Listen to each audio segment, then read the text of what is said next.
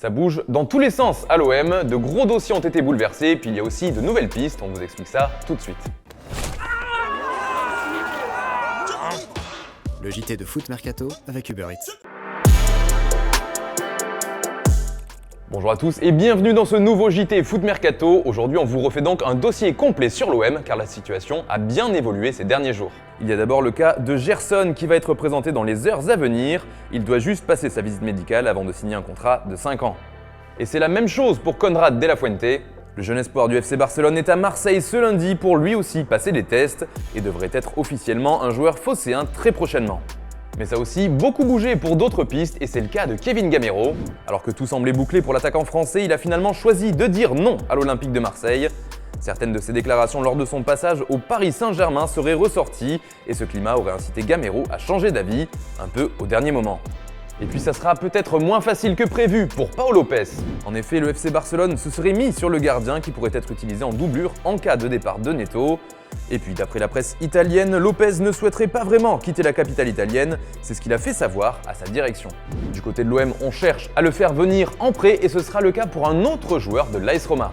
En effet, Marseille ferait les yeux doux pour Cengiz Under, jeune attaquant gaucher qui évolue souvent sur le côté droit et qui viendra donc lui aussi en prêt. Toujours en Italie, l'OM a présenté une première offre pour Paul Lirola à la Fiorentina, une proposition à hauteur de 12 millions d'euros, soit le montant de l'option d'achat incluse dans le prêt du latéral espagnol. Pour l'instant, la Viola n'a toujours rien accepté. Marseille a aussi un autre joueur dans le viseur, il s'agit de Nicolas Raskin, jeune milieu de terrain du Standard de Liège. Il plairait beaucoup à Pablo Longoria, même s'il n'y a eu pour l'instant aucune offre de fait. Pareil pour Luan Pérez, dont le nom revient avec insistance sur la canebière.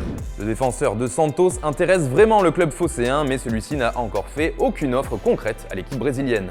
Aux dernières nouvelles, le dossier Matteo Guendouzi avançait bien, malgré la forte concurrence. Les négociations avec Arsenal étaient en bonne voie et l'OM tiendrait la corde pour le milieu de terrain français. Et puis, grosse info de dernière minute, elle concerne Samuel Umtiti. En effet, l'OM négocie en ce moment son prêt avec option d'achat, ce qui pourrait être une porte de sortie intéressante pour le défenseur français, qui fait plus que jamais partie des indésirables du côté du Barça. On file en Angleterre maintenant avec Raheem Sterling et Manchester City. Alors que les deux parties négociaient au départ une prolongation, le nom de l'attaquant a plusieurs fois été annoncé comme possible monnaie d'échange, ce qui n'a pas du tout plu aux joueurs des Sky Blues. Il a donc décidé de freiner les négociations avec City, une situation que suivent avec beaucoup d'intérêt plusieurs clubs, dont Arsenal et le Real Madrid.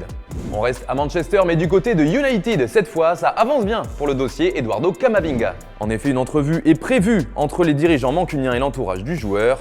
Une belle opération séduction est en marche pour concurrencer le PSG et faire signer le jeune international tricolore.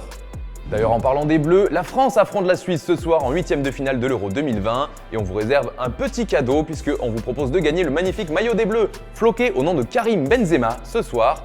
Pour le remporter, rien de plus simple, vous nous donnez votre pronostic dans les commentaires et on sélectionnera une personne ayant trouvé le score exact. On vous donne le nom du gagnant dès demain. On passe maintenant aux derniers officiels. Alexandre Nubel file à l'AS Monaco. Il quitte le Bayern Munich et arrive en prêt sans option d'achat sur le Rocher, où il restera pour les 2 prochaines saisons. Et puis 3 vient d'acheter définitivement Rominic Kwame, qui était prêté par Lille. L'Estac a levé son option d'achat, les deux parties sont désormais liées jusqu'en 2024.